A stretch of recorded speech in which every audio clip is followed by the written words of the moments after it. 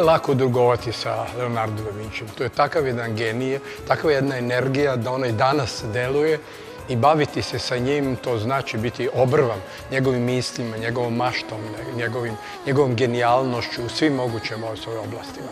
On recimo ima samo 17 slika, a među njima se nalazi najpoznatija slika u svim anketama je to Mona Lisa.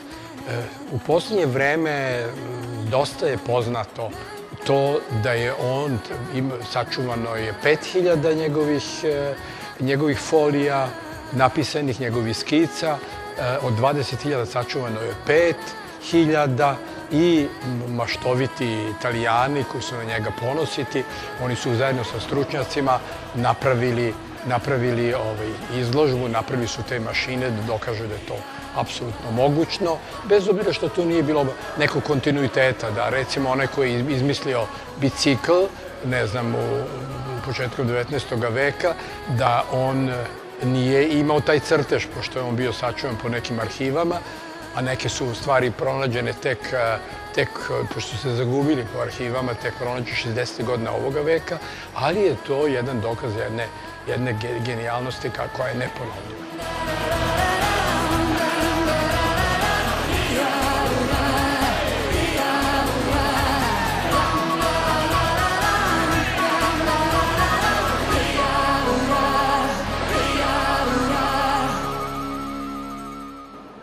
Kako je došlo do ove suradnje između Filipa Morisa, ovog mesta i... Evo da vam kažem ovako, Niš Art fondacija je osnovao Lale Đurić, slikar iz Njujorka naš, koji ima razne inicijative da pomaže ljude, pre svega mlade slikare do 35 godina. To su velike izložbe koja je sada već treća bila priređena.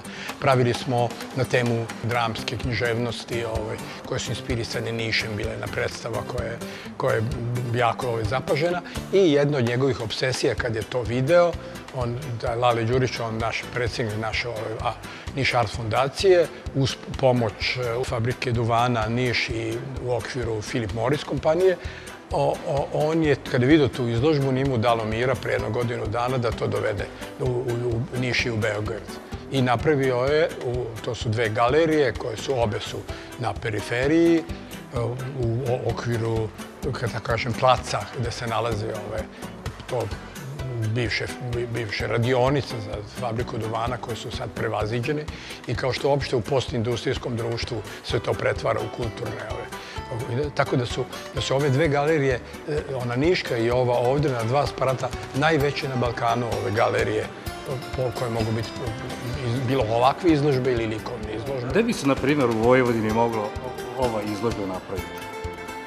Jedna bi bila u Kulpinu, u onom magacinu gde je sad upravo istorija duvana u Vojvodini.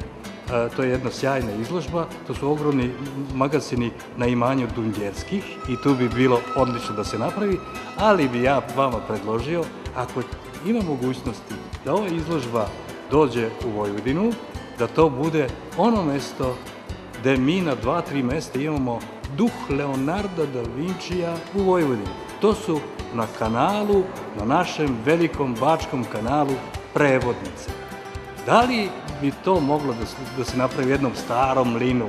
Ne, to je jako dobra ideja, samo kasno stiže Janko na Kosovo, to su ugovori koji su veoma čvrsti, koje svaki dan košta osiguranje, to je planirano već pola godine, to je apsolutno nemoguće sad improvizovati da to ide tamo, može da dođe neke druge godine uz ogromne troškove.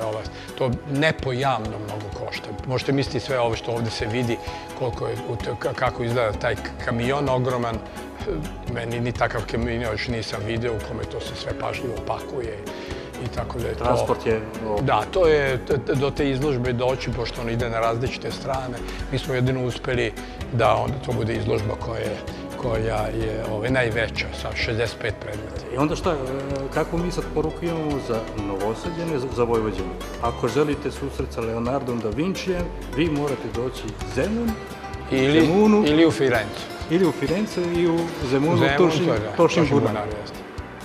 Da li možemo za sljedeći segment razgovora da promenimo ambijent? Samo izvolite. Jer bi vas nešto jako interesantno želeo. Izvolite.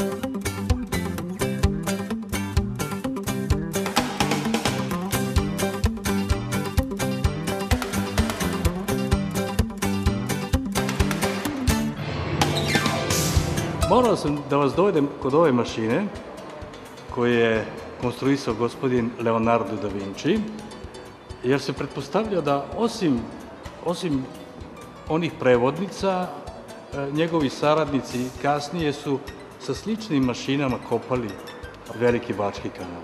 Moje konkretno pitanje za vas.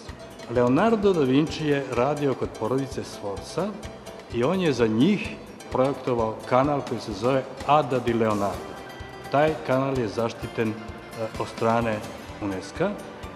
Kakve su mogućnosti i šanse da se naš Veliki bački kanal zaštiti, je li mi imamo šta da kažemo, jer je to taj kanal kopan između 1792. do 1802. godine. Vidite, pošto sam ja bio na čelu Nacionalne komisije UNESCO još koja je postala Jugoslavija i do skora, znam koja je procedura. Procedura pre svega mora da bude da to bude relativno dobro sačuvano, da ne bude izmenjeno u odnosu na ranije, kako se zove, na raniji izgled. Mora da ima svoju originalnost, znači da je drugčija nego što su ti slični kanali. Ako jedan već postoji, a on je suviše sličan, onda nema šansi. I tu treba jedna dobra bitka stručnjaka, dobro obrazloženje. To se podnosi svake godine može, ali svake 2 godine se donosi odluka. Otprilike rok je početkom januara i onda se to odluči. I isto tako, taj kanal mora da bude na listi prioriteta kao za spomenici kulture. Ne može da ne bude na nacionalnom, znači naša vlada Srbije, mora da to kandiduje i tek kada se nalazi na toj listi može da se kandiduje za UNESCO. To je jedan od uslova. Kad bi vas, na primjer, Dunav upravo zamolila da lobirate za taj kanal, da li bi se prihvatili te uloge? Pa znate šta, ja nemam tu, ja mogu samo da pravim jednu, kako da kažem, svojim nekakvim znanjem i autoritetom, ali u svakom slučaju ne funkcijom. Funkcija je sada Zorica Tomić, koja je predsjednica UNESCO i to mora Nacionalna komisija UNESCO koja će sad posle vlade biti izabrana nova, u kojoj ću ja verovatno ostati i onda mora da se to sve ide jednim redom i tu jedna individua ništa ne znači, čak ni sadašnja predsjednica, mora da bude celokupna komisija i vlada da prihvati to kao jedan od spomenika koji treba da budu zaštićeni. Bez toga ne može prečicom do UNESCO da se ide.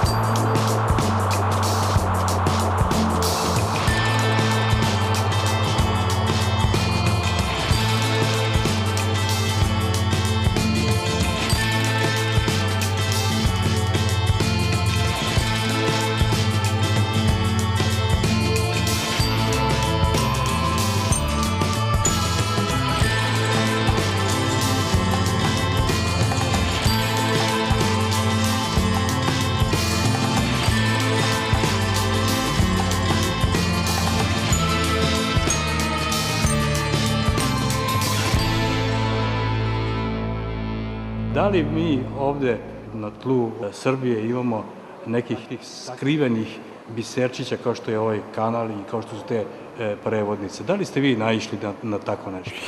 Koje se vezuje za Leonardo da Vinci? Za Leonardo da Vinci ne. Ja nisam čak znao pravo da kažem ni ovo da bi se moglo povezati sa tim i baš vam hvala što ste skrenuli mi pažnju. Ja sam sa tla Vojvodine, znam te kanale, bio sam slučajno na njima, ali nisam znao da njih možemo povezati sa Leonardom. To su mi tako bila dva odvojena sveta i stvarno ljudi kao što su vašeg profila mnogo doprinose time da saznajemo što više i da se angažujemo što više.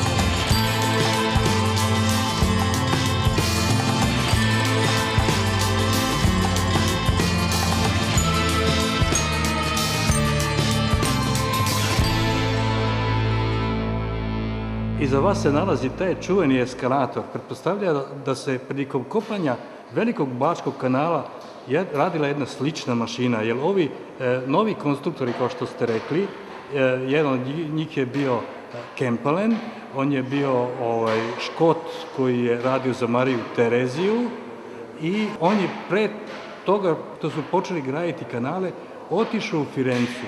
Otišao da proučava šta je Leonardo da Vinci već uradio i napravio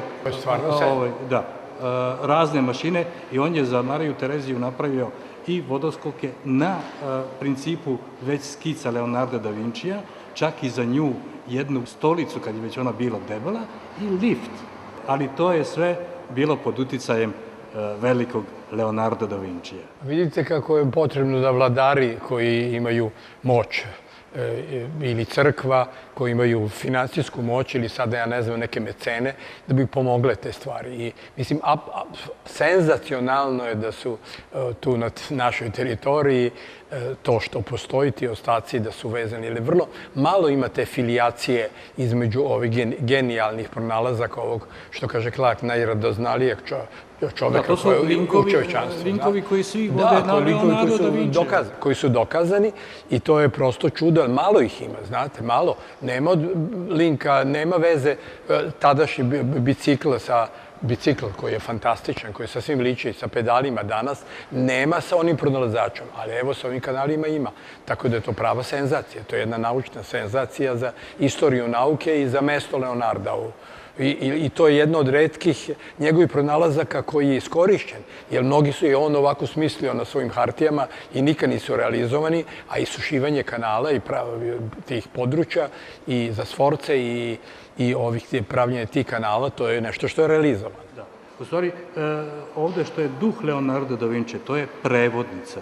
Možda nema direktne veze sa ovim, ali moram da skrenem pažnju. Gledajte vi s kakvom je on pažnjom crtao to. Njemu, dobro, Mona Lizi je posvetio godine, ali evo ono što je možda radio za 5 minuta, tu ima njegova sigurna ruka, ima jednu svoju posebnu estetiku. Znači, nije to skica kao što neki nabacuje nešto.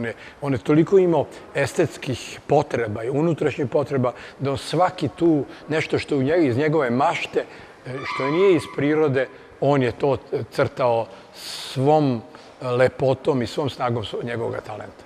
Kada smo radili projekat Prognan o Jožefu Kišu, kopaču Velikog Bačkog kanala, onda smo videli da je bilo 5 prevodnica, znači 5 duša Leonarda da Vincija i naišli smo na tu 5.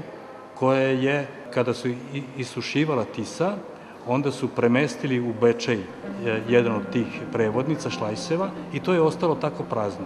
I 120 godina mi smo to snimali iz vazduha I onda smo videli da ono što se nalazi ispod nas, to je jedan od tih šlajseva napuštenih u Bačkom Gradištu. Šta s njom da radimo? Šta je vaš predlog? Kakvo pismo da uputimo vladi Vojvodine da bi se to zaštitilo? Kažem, tako, na taj način da se prvo da Vojvodina kandiduje kod vlade Srbije da stane na tentativnu listu spomenika kulture, da budu zaštićeni i to je jedini put. Mi sad imamo jedan nesretni slučaj baš u Novom Sadu na Petrovaradinu da se jedna cistercijska crkva iz 13. veka zatrpala. Ko ima pravo na to da našu kulturnu baštinu tako uništava? Nema niko pravo. Znate, varvarizam ne pita za pravo, nego to uradi, a samo treba da to bude sankcionisano, da to bude u stvari kažnjivo. Ako bude i veoma kažnjivo, ako se završi u zatvoru zbog toga ili novčano budu kažnjeni, onda će ljudi voditi računa. Znači, važno je da država to zaštiti svojim zakonima, a ne samo da, kako da kažem, pod novinari i ljubitelji toga i naučnici i ljudi vašeg profila protestuju.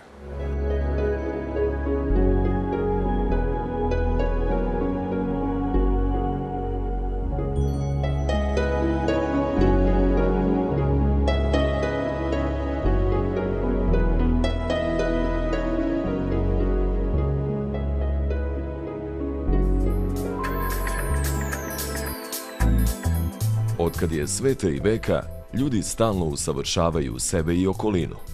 Mašta i energija čoveka tolike su da su se gore tresle i brda pomerala. Pre Hristovog rođenja, Kinezi, Egipćani i Persijanci gradili su impozantne građevine, a na našem kontinentu Grci i Rimljani. Najduži i najveći kanal svih vremena izgradili su Kinezi oko 486. godine. Veliki kanal dug je 1770 km, ima 24 prevodnice i blizu 160 mostova. Do izgradnje železnice bio je glavna saobraćajnica Kine, gotovo jedini vodotok koji je povezivao sever i jug. U srednjem veku vizionar modernih kanala bio je Leonardo da Vinci, planom kanala za reku Ada u Lombardiji. Osim trase kanala, Leonardo je detaljno opisao i mašine za kopanje kanala. Zanimljivo je da su oblik i način izrade kapije njegovih prevodnica i dan danas neprevaziđeni i koriste se od Milana do Bačkog Gradišta, od Paname do Vrbasa, od Sueca do Sivca, od Kembridža i Oksforda do Bačkog Monoštora, od Tuluza do Bezdana, od Bordoa do Bečeja.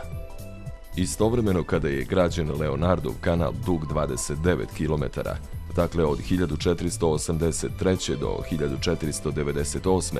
u Južnoj Ugarskoj nekadašnji kancelar kralja Matije Korvina, biskup Peter Varadi, angažovanjem talijanskog vojnog inženjera bliskog Leonardu da Vinciju, Francesca di Giorgia Martinija, kanalom spaja Mostongu sa Dunavom i, kako saznajemo iz pisma datiranog vatskom biskupu Miklošu Batoriju iz 1497. godine, javnim radovima uveo je čistu, ribom bogatu dunavsku vodu u močvarnu Mostongu, a kopanjem odbrambenog jarka oko Bača pretvorio je tvrđavu u vodeni bastion. Jedan od najvećih projekata srednjeg veka je kanal Midi, građen u vreme 100-godišnjeg rata između Španije i Francuske. Preko centralne Francuske kanal Midi spaja Sredozemno more sa Atlantskim okeanom, tačnije Sredozemno more sa rekom Garon, koja se kod Bordoa uliva u Atlantik. Kanal je kopan od 1665. do 1681. Duži je od 240 km, ima 103 prevodnice koje egalizuju vodeni nivo od 190 metara. Ovaj grandiozan projekat povezuje se sa imenom francuskog inženjera Pierre-Paul Riqueta. Duž trase kanala nalaze se spomenici, nazivi bulevara i ulica po Pierre-Paul Riquetu. Veliki maštar umro je u siromaštvu svega nekoliko nedelja pre otvaranja Royal de Languedoc kanala. U 18. veku Engleska prednjači u izgradnji kanala. Samo Temzu, saobraćajnu žilu kucavicu Engleske, povezuje 50-ak kraćih i dužih kanala. 1761. u Manchesteru je otvoren Bridgewater kanal. remek delo inženjerskog tandema Johna Gilberta i Jamesa Brindleya. Tih godina on je sa svojim prevodnicama fascinirao mladog vojnog inženjera koji se zatekao na studijskom putovanju, Jožefa Kiša, rodom iz Budima, a poreklom iz Apatina. Naime, Jožefov otac, vojni oficir, poginuo je na ratnom polju i prema zakonima Marije Terezije, siročad je imala privilegiju da badava pohađa ili gimnaziju Terezijanum u Beču ili vojnu inženjersku školu nadomak Vijene u Gumpensdorfu. Jožef Kiš i njegov brat Gabor, također vojni inženjer, u Bačku dolaze 1780. Tu prvo rade kao geodezi, premeravaju teren i planiraju naselja za kolonizaciju podunavskih Švaba. Veliku muku im zadaje močvarni teren i 1785. godine kopaju jarak širok oko metar za odlivanje podvodnih voda između Kule i Vrbasa. Ohrabreni rezultatima isušivanja terena, 2 godine kasnije jarak između Kule i Vrbasa produbljuju i proširuju, jer se već u kanal sliva voda iz jarka koji su iskopali između Sivce i Kule. Tih godina Gabor Kiš projektuje kanal koji će povezati Dunav sa Jadranskim morem, a Jožef Kiš premerava, kartografira vodene tokove Bačke i razmišlja o kanalu koji će povezati Tisu i Dunav. Većina istorijskih kanala, od onog na Adi Leonardovog preko Midija do holandskih i engleskih kanala, zaštićena je i imaju status svetske kulturne baštine. Želja ekipe koja realizuje projekat Prognan je da se veliki i mali Bački kanal, Kišov i Tirov kanal pročiste i zaštite. Naša velika sramota je što čak ni u gradovima i naseljima duž kanala nemamo ni spomenike, ni ulice sa nazivima njihovih graditelja. Sram nas bilo. I još jednom, sramota. Jer s vremena na vreme neodgovorni novinari lansiraju iskrivljene, netačne priče o našim kanalima i njihovim graditeljima. Što ne znamo zavičajnu istoriju, objašnjavam činjenicom da smo jedna od najneukijih država sveta. Veliki znalac vodenih tokova Bačke, hidroinženjer Nikita Andrejev, još jednom nam skreće pažnju na laži o Francovom kanalu. Ja pre pisanja te knjige čuo sam već tako tu i tamo neke priče kako je Eiffel gradio bezdansku prevodnicu.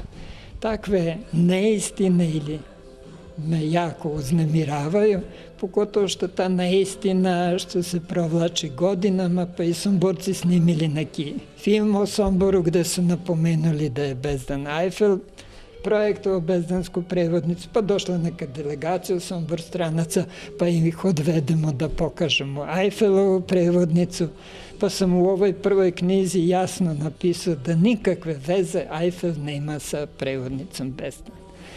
Kad je građena 1856. godine završena prevodnica, Eiffel imao svega 24 godine, znači tek završio možda fakultet i uopšte nije ni bio blizu neke Austro-Ugarske. Drugo, Eiffel se pročio sa svojim čeličnim konstrukcijama. Eiffelova kula koja je bila 30 godina kasnije napravljena, on je čak u našoj enciklopediji jugoslovenskoj stoji da je projektovao Segedinski vozdeni most, pa zapadnu železničku stanicu u Pešti, ali to je sve bilo 30-40 godina kasnije.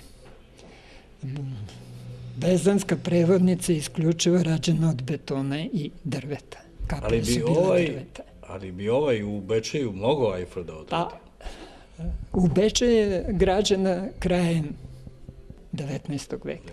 Je li tako? 19.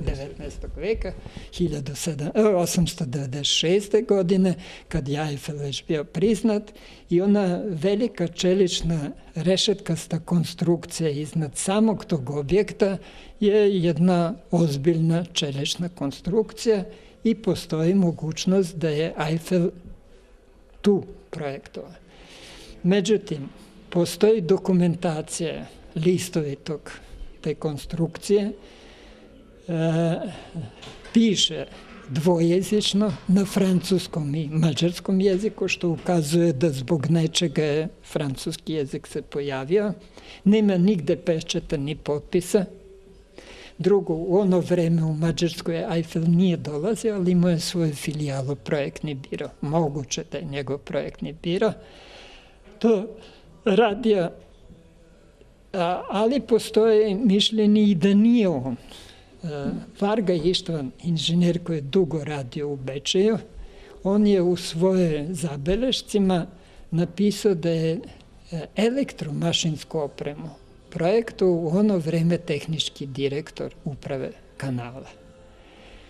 Sad, kad tako čovjek razmišlja, možda je inženjerijsko-tehničko rešenje dao taj stvarno tehnički direktor, a da stvarno izveo Eiffel, jer on nije ulazio u elektro. A ta bečejska prevodnica je interesantna sasvim zbog nečeg drugog.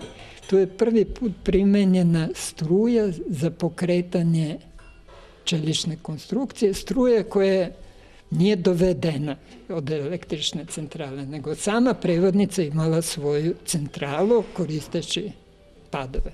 Čak su Japanci dolazili da se čude tome kako je to prvi put u svetu rešeno. Ima još jedan podatak da je bečejska prevodnica putem licitacije ustupljena nekom stranom izvođaču. Znači, opet ne kaže da li je to Francuz bio, tako da Bezdanska apsolutno nema nikakve veze, a bečejska postoji velika verovatnoća da je stvarno taj Eiffelov biro tu učestvovao, obzirom da je u Mađarskoj na toj teritoriji bio prisutan. To je prava istina. Dragi gledalci, ne nalazimo se na Eiffelovoj prevodnici, jer otkad smo se poslednji put sreli i mi smo konstatovali, u stvari vi ste nam rekli da ovo nije gradio Eiffel, ali pojavili su se neke televizijske emisije, novinski članci da se i dalje tvrdi da je ovu prevodnicu Eiffel gradio. Pa to je lako. Nikita Andrejev, najveći poznavalac ovih naših kanala. To je lako dokazati da nije on bio projektant iz prostog razloga. Ova prevodnica je građena 1856. godine, kad je Eiffel imao svega 23 godine.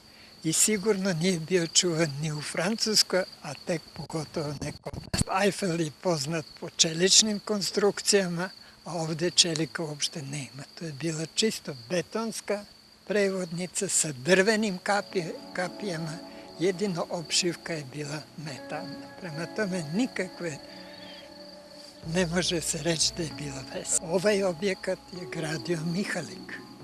Mihalik, znači ovo nije Eiffel gradio. Da. Ovo je poznato po betonu. Jeste. Mihalik Janoš, ili kako se on potpisivao, Johannes, ili na nemačkom Johan, svakako nije Eiffel. Da. Evo, ja sam vam donao jedan članak, ali se na kraju ispostavilo da vi imate ovo i u originalu na mađarskom, imate u originalu i na nemačkom, ali ću vam ja dati, pa to je taj članak o kako se ovde prvi put gradio beton. Ovaj objekat je u Evropi poznat kao prva betonska prevodnica od betona, jer beton je tih godine tek počeo da osvaja svet. Naime, prvi beton su u Francuskoj počeli početkom 19. veka kod izrade mostova Francuzi da koriste.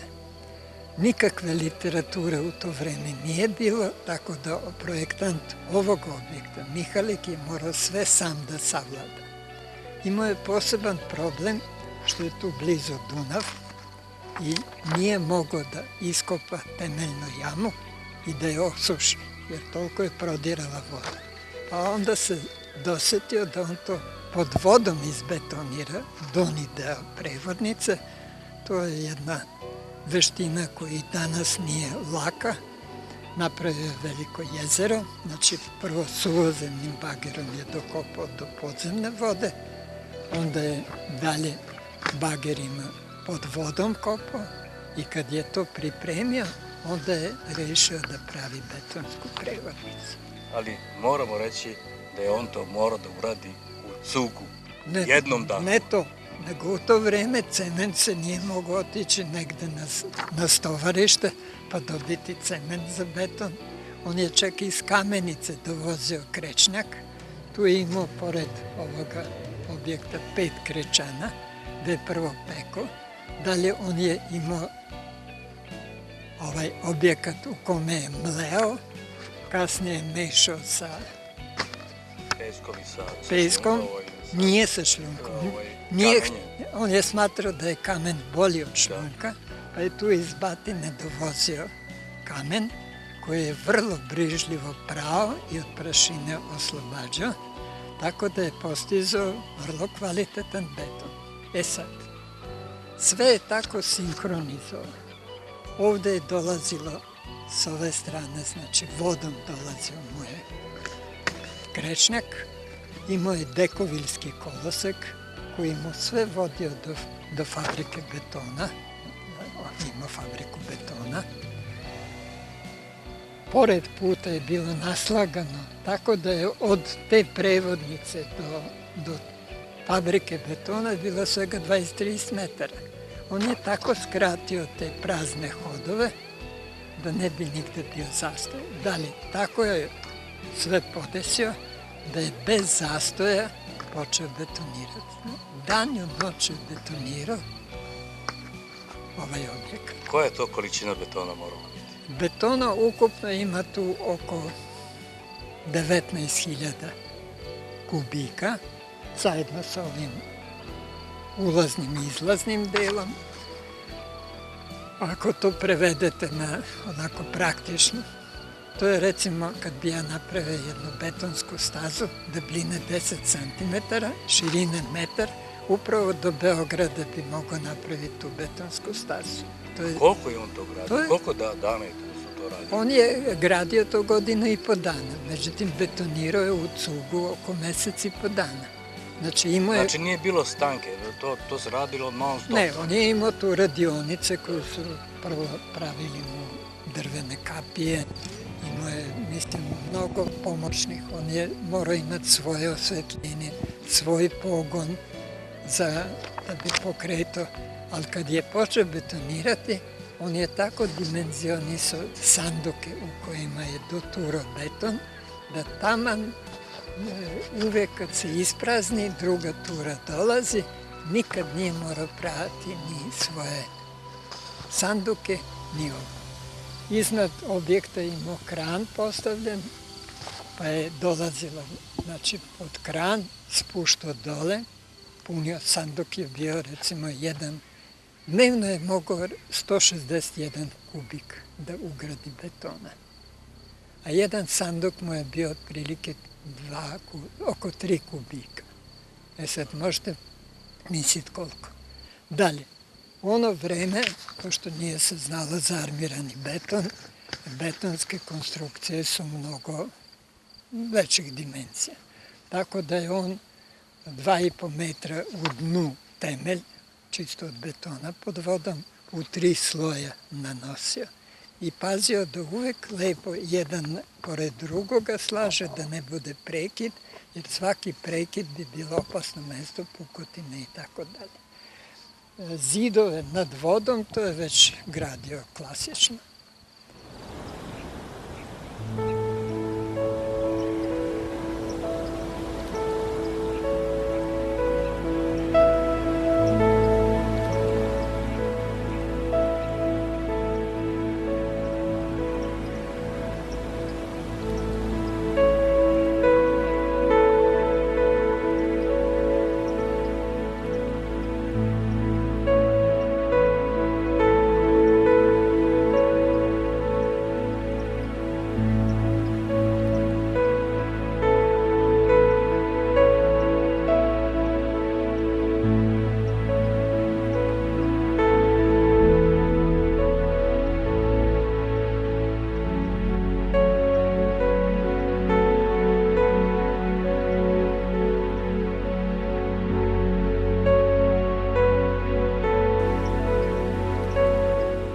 Kad god se ja sretnem sa gospodinom Nikitom, ja mu uvek moram pokloniti neke značajnije i značajne stvari. Ovo je iz leksikona Austro-Ugarske monarhije, godine 1870. Ovo je prevodnica kod Vrbasa. Nadam se da će u vašoj budućoj knjizi da se nađe ovo. Ovo je ovo mesto gde se sad momentalno nalazimo. Ova grafika je nacrtana 1870. To je taj stan. Pogled sa Dunava. Pogled sa Dunava. To je sa batinske strane. Sad nešto jako značajno i važno, što sam ja umeđu vremenu naišao na jedan tekst koji je nastao 1794. godine, kada se već kanal naveliko kopao od Vrbasa preko Kule, Sivca do Malog Stapara. Autor ovog teksta je ovaj gospodin koji se zove grof Teleki Domonkoš i on je napisao knjigu koja se zove Opis nekolikih domaćih putovanja i kratko upoznavanje Totske države i Hrvatske. Gospodin Nikita, nadam se da će se i ovaj tekst naći u vašoj knjizi, jer u ovom tekstu mi imamo korpus delikti da je gospodin Teleki putovao u ove naše krajeve, da se sreo sa Jožefom Kišom u Vrbasu, sa njegovim bratom Gaborom u Kuli, i da iz ovog članka znamo da su tada, te godine, tog leta 1794. godine, kanal gradili do Malog Stapara. Od Malog Stapara do Sombora nisu gradili kanal i onda su tu gradili ispod Sombora, ali nisu izgleda braća još odlučili gde će kanal uvesti u Dunav. Da li kod Bačkog Monoštara ili Bezdana? Opis nekoliko domaćih putovanja i kratko upoznavanje Totske države i Hrvatske. Putopisna knjiga Teleki Domonkoša iz 1794. godine. Skelom smo Tisu kod Turskog Bečeja prešli i stigli preko Mađarskog Bečeja u Sentomaš. Ovo su naselja sa mešovitim stanovništvom, Racima i Mađarima, kakvih ima puno u županiji Bač. U novom iliti nemačkom Vrbasu otišli smo da vidimo kako se gradi plovni kanal. Tu nas je ugostio jedan od uvaženih direktora gradnje kanala, gospodin Jožef Kiš. Sutradan nas je odveo na gradilište gde se vredno radilo na katarakti, cugu, šlajsu iliti vodenoj prevodnici. Sve ovo videvši, šetajući posle podne trasom kanala, stigo smo u Kulu, gde stanuje kapetan Gabor Kiš, drugi direktor izgradnje kanala. Sutradan smo pešice od Kule preko Crvenke, gde je kanal nalikovao na jezero, stigli u Sivac. Tada se kanal od Stapara nadalje nije kopao. Odavde smo pravo u Sombor, u kojem se ponovo kopao kanal. Na jednom dobrom parčetu zemlja se kopala ašov mašinom koju su 6 konja vukli. Kanal se tu vodio u vodene tokove Mostonge, ali od te reke do Dunava, koji je udaljen 3 milje, nije se ništa radilo.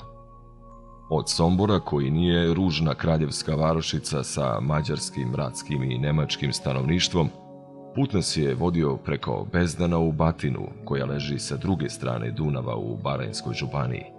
Ovo selo nalazi se u podnožju planine pored Dunava. Uglavnom ga naseljavaju Raci, kojih u prekodunavskim krajevima nema, osim u nekoliko naselja u županiji Pešta, u nekolicini mesta oko Sent Andreje i u nekoliko sela u županiji Pejer, a druga mesta Raci nisu naseljavali. Kanal su pre 2 godine projektovali gospoda Jožef i Gabor Kiš i kada je kralj upoznat sa njegovom korisnošću, njegovo visočanstvo, kralj, odobrio je izgradnju i odmah oformio jedno društvo koje ima nameru da izgradnju i ostvari. To društvo sastoji se od bogatih privatnika, imenovano bečkih bogataša, koji su lični kapital uložili u troškove kopanja kanala pod izvesnim uslovima, a sa namerom da od buduće dobiti dobiju procenat, u zavisnosti od toga koliko su darivali. Godišnje 10% će se deliti, a dok se kanal ne izgradi 5. Kanalsko društvo sebe naziva Kraljevsko privilegovano brodarsko društvo, ili ti na nemeckom Kaiser und König privilegirte Schifffahrtskanalgesellschaft. Njegovo visočanstvo, kralj, garantuje da će ulagači, kapitalisti 25 godina ubirati procente od dobiti, a posle će kanal preći u vlasništvo Kraljevske komore. Njegovo visočanstvo, kralj i sam je interesent sa 200.000 forinti. Akcionari ili ti interesenti dele se na 4 klase. Na one koje ulažu 10.000 i više, 5.000 i više, 1.000 i više, 500 i više, u zavisnosti od količine uloženog kapitala koja se u trgovini naziva akcijom. Godišnje se ostvaruje određeni procenat, odnosno ostvaruje se interes. Da bi dobit od kanala bila velika, nije potrebno puno ulagati. Moramo samo znati da Banat i nekoliko susednih županija žitarskim kućama Slavonije, Hrvatske, Italije i drugim stranim zemljama izgradnjom kanala godišnji izvoz umnogostručit će. Na povećanje izvoza uticat će skraćenje puta, kao i bezbednija plovidba. Kanalsko društvo korist od kanala će ostvarivati tako što će od svakog broda koji će njime proći 2 krajcare naplaćivati na svaku milju za robu tešku 1 vagu. Prema kraljevskom privilegijumu, kanalsko društvo ako robu prevozi svojim brodovima i ako će plaćanje biti u naturi za so i bakar iz Erdelja ili žitarice i etc. iz Banata, ubirat će korist tako da će cena prenosa robe vodenim ili suvozemnim putem do jednog određenog mesta koje leži pored plovne vode biti adekvatna onoj od pre građenja kanala. Kao svetlost je jasno. Zarada od naplate će biti razlika koja se ostvaruje od dužine skraćenog puta. Naime, troškovi prenosa će biti kao pređašnji, a put će biti kraći. Kopanje kanala počelo je pre godinu dana, tačnije u maju 1793. i namjera je da se sledeće godine sa radovima završi. Kalkulirana cena je 1 milion forinti. Dužina kanala od Bačkog Gradišta do Dunava iznosit će 13,5 milja. Od Gradišta do Vrbasa Tisa ima 1 useku. Ta se zove Crna bara i imade 7,5 milja. Može se reći da je to prirodni kanal, a možda i kopani, mada čovjek ne vidi trag umetnog reguliranja pritoke. Sa tom usekom Tise kod Vrbasa spaja se kanal koji se sada kopa. I tako preko Kule, Crvenke, a ispod Sombora stižemo do Bezdana, gde će se tu u okolini negde kanal sa Dunavom spojiti. Pad vode od Dunava do Tise iznosi 27 stopa i zbog toga će na kanalu 4 prevodnice biti i one će ravnomerno egalizovati pad vode od 27 stopa. A da bi u kanalu uvijek vode bilo, njegov đon, dno, bit će 4 stope manji od Dunava i Tise, da bi se sa obe strane vodom napunile. Dubina kanala se dade kopati 6 stopa, širina iznosi 10 hvata, a tamo gde je teren povisok i obalu imade, tamo se kanal dublje kopa, toliko duboko koliko libela zahteva. Libela je sprava koja meri nivom, to jest horizont i pad vode. A tamo gde je prirodni tok kanala širi od 10 hvata, to se tako ostavlja. Samo još da pomenem, kanal se zove Francov kanal, prema privilegijumu kralja. Ceo taj kraj gde se kanal kopa, od Tise do Dunava koji sam proputovao, ravničarski je prostor, gde čovjek osim obradive zemlje i poljana ništa drugo ni ne vidi. Mada kod Vrbasa ima pored kanala jedno vinogradarsko brdo, a i dalje tu i tamo ima blagih brda i uzvišenja, ali dokle pogled baca, udaljeni se ne vide planine. Sela nisu jako udaljene jedno od drugog, sva su od reda uredna, u kojima u slozi žive Mađari, Ratci kao i Nemci koji su novi kolonisti, a njihova naselja su jako lepo građena. Put od Sombora do Bezdana vodi preko šuma i od Bezdana do Dunava prvo skelom morate savladati stajaće vode, a onda stižete na dobar nasip koji razdvaja korito Dunava od bezdanskih poplavljenih močvarnih voda. Posle toga do obale Dunava idemo ponovo šumom, a u Batinu stižemo Batinskom skelom.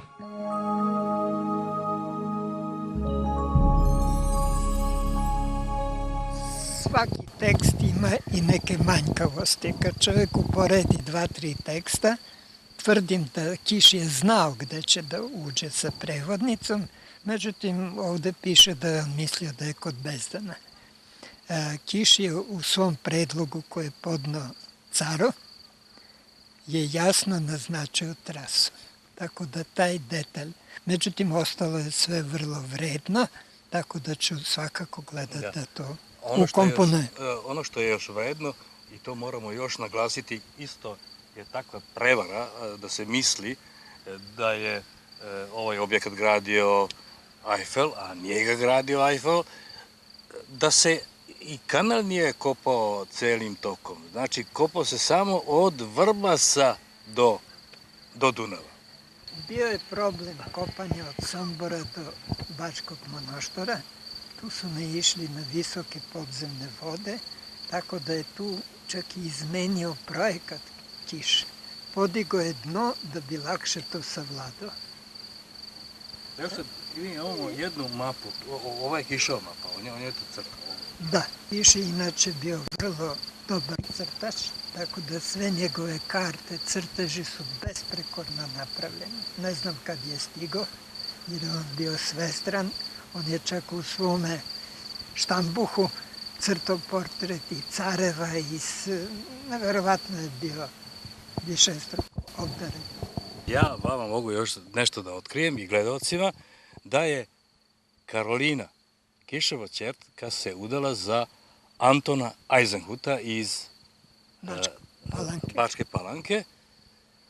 I taj Anton Eisenhut je bio deda ili možda pradeda Ferencu Eisenhutu, onom čuvenom slikaru koji je nacrtao onu grandioznu sliku koja se nalazi kod vas u... Bitka kod Sente. Prema tome, ja sam u jednom od emisije, kad sam otkrio tu činjenicu, onda sam konstatovao da ne pada kruška daleko od stabla. Znači da ima gene. Da ima te gene. E sad, mi smo prikazali malo pre tu mapu i još jednom ćemo prikazati da bi objasnili, držite samo ovaj mikrofon, da bi, znači, sada smo u godini 1823. I ovo je ovde Bački Monoštor, a ovo je ovde Bezdan. Znači, došlo je do... Dunav je teko jednim drugim tokom, pored Bačkog Monoštora je bio glavni tok i zbog ledene poplave kad se zagušio, Dunav je sebi počeo probijati drugi put i ovaj deo postao polumrtav. Prevodnica se počela zamuljivati, tako da je postao problem kako novaca nije bilo za izmoljenje, nije bilo ni bagera, pa se onda razmišljalo da se napravi negde nova prevodnica. Novu prevodnicu je projektovao na ovome mestu već Mihalik, a i Kiš i Mihalik su uvek tražili takvo mesto gde je Dunav dubok, gde ima siguran tok. Tu se Kiš, nažalost, posle 20 godina nije znao da će se to desiti, međutim ovo kod Batine već 300 godina tako teče Dunav, tako da je odabrano ovo mesto kao sigurno mesto da ne dođe opet do zamoljenja.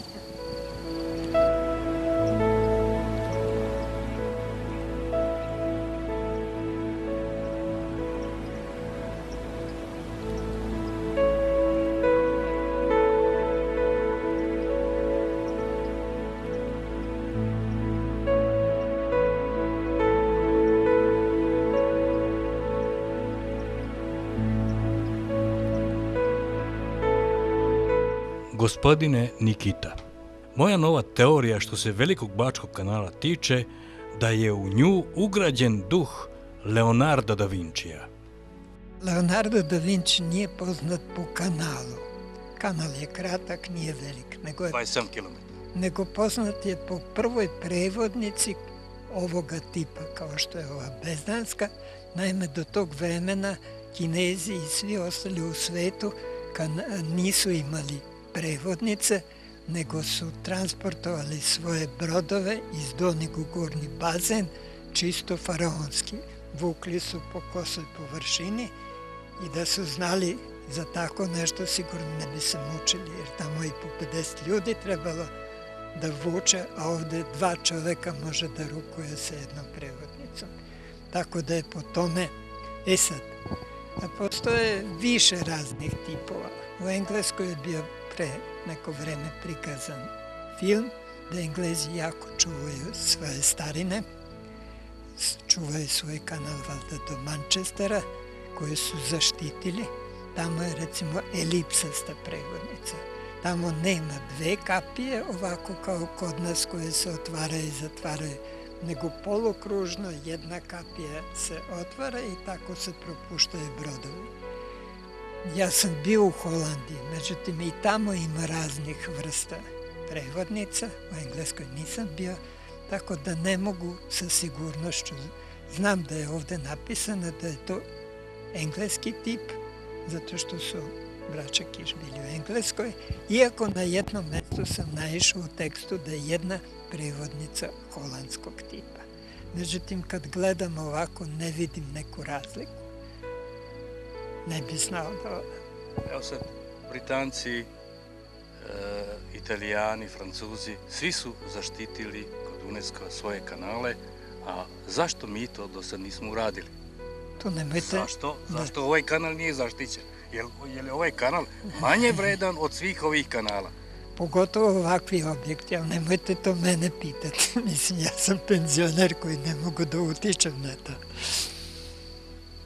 Sad, kod koga treba da se uplatimo? Ali pazite, gospodin Nikita, ja dolazim kod vas jer ste vi najveći poznavalac i znalac kanala kod nas u Vojvodini. Od vas većeg nema. Ja nekom moram da se poželim na kome ja mogu da se ugledam, a to ste vi.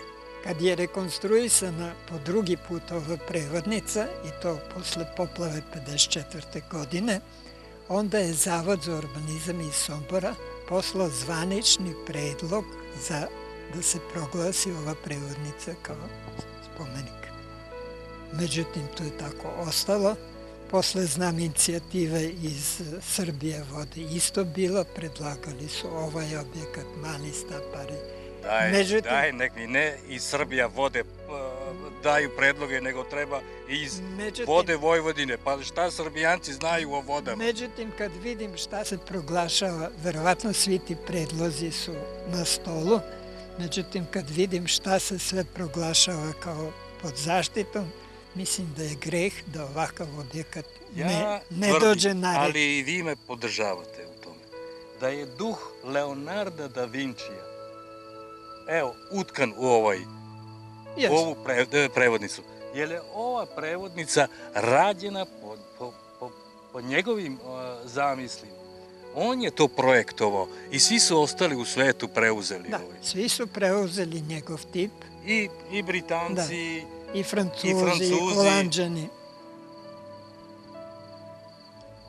Nemam reći. Pa nemam ni ja reći. Evo, ovdje imamo ovu divnu čardu. Priroda je divna. Zašto ovdje mi nemamo neke ekskurzije da će ljudi doći, da će to neko njima ispričati da prvo ovaj Šlajs nije gradio Eiffel, da je tu Mihalek odigrao veliku ulogu i da je ovdje duh Leonarda da Vincija.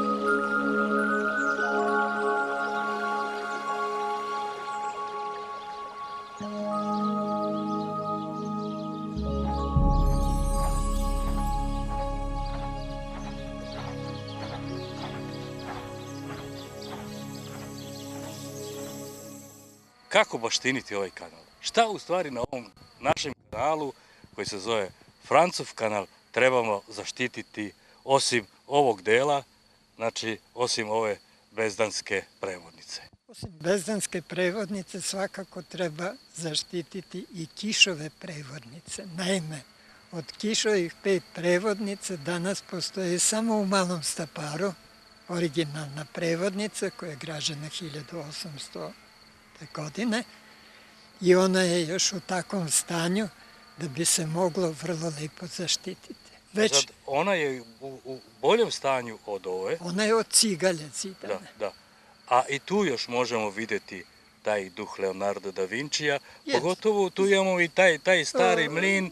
Da, razlikuje se od ove prevodnice što ovde ima duple kapije zbog Dunava koji može biti višlji i niži, tamo je samo jedan par kapija, a u principu istih dimenzija, isti način fundiranja je bilo sasvim drugčije.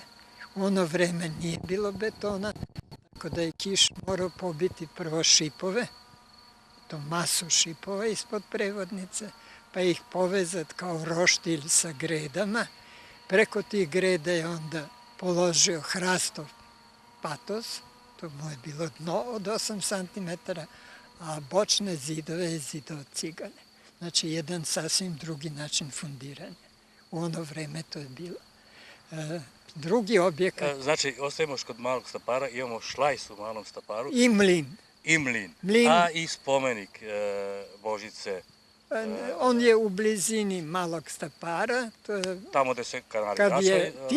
Kad je Tir projektovao mali bački kanal, kako ga svi zove od Malog Stapara do Novog Sada, onda je car zabio prvi ašov 1873. godine i tom prilikom je postavljen spomenik Božici Panoniji kao plodnosti i šta je znam. Taj spomenik isto je vredan da se zaštiti, naravno glava je otkinuta. Neki kažu da je to spomenik Božici Panoniji, a neki kažu da je to Božica Apolonija. Ne, Panonija. Imam crteže iz tog doba gde lepo piše da je to Panonija. Sa 2 N. Da, tako da je to sigurno. Znači... U to vreme, pored Malostaparske, građena je monoštorska ulazna građevina koja je vrlo bilo komplikovana s obzirom na blizinu Dunava. Dolazilo je i do promene, čak je morao da povuče jedno 150 metara unutar. Od nje je ostao samo mali deo zida i ništa više, jer na tom mestu danas imamo brodoremont. Prvo je prošao nasip preko tog objekta, tako da tu zaštititi već teško da se može nešto. Mali Stapar je isto tu i sa Bačkim Gradištem. Evo sad još idemo u Vrbas. U Vrbasu prevodnica postoji stara i pored nje nova, ima i spomen ploča, ali ona služi za propuštanje vode. Ali neposredno pored te prevodnice na brežuljku stoji spomenik Kišu, koji je isto tako vredan i treba ga sačuvati, a ne ga ruinirati. Idemo prema Bačkom Gradištu, da li... U Srbobranu i Vrbasu su mlinovi i prevodnice u Srbobranu isto uništena. Ali ima ostataka? Novi kanal je prošao, tako da nema, nego u Bačkom Gradištu još možda se nađe ponekad ciglje i tako od starog. Mi smo bili tamo i mi smo usnimili u kakvom se to stanju nalazi, kako su ga ostavili pre 100 godina, ta prevodnica se tako nalazi i ja mislim da bi ovi ljudi iz Bačkog Gradišta to trebali zaštititi, barem da svojim učenicima, svojoj deci, školama mogu prikazati, tu je nekad u Tisu ulivao Bački kanal, ali zbog prekrajanja Tise isto se moralo premestiti u Bečej. Sad u Bečeju, ona gvozdena konstrukcija, mislim poseban objekat koji je građen mnogo kasnije, krajem 19. veka, isto je tako monumentalna i interesantna, jer u to vreme su svi dolazili, čak iz Japana dolazili ljudi, jer je što su tome bio da imao svoj električni pogon za dizanje, kao malo centrala. Evo, sad smo ispričali... To smo Baško završili. Banat nećemo. Banat nećemo dirati, to je jedna druga priča, ali bi ja još tu skrenuo pažnju na Štefana Jagera, koji je umetnik Švaba, koji je se bavio sa kolonizacijom podunavskih Švaba i on ima sijaset slika koje se odnosi na tu kolonizaciju. Njegove slike su sa strane UNESCO zaštićeni. Ali da ostanemo još malo kod Vrbasa, tu su Pehanovi, oni su slikari i oni su slikali Bački kanal, to je Jožef Pehan i njegov sin Bela. I mislim da će sad biti u subotu noć muzeja i da će oni u Vrbasu imati izložbu i mi ćemo to svakako posjetiti i vidjet ćemo kako to izgleda. Gospodine Nikita, hvala vam na ovom i znači duh Leonarda da Vincija je ovde ugrađena je i u onu prevodnicu u Malom Staparu, u Vrbasu i u Bačkom gradištu, Monoštoru. Nije ovu prevodnicu Eiffel gradio, ali je zato tu bio Mihalek i bio je veliki Leonardo da Vinci.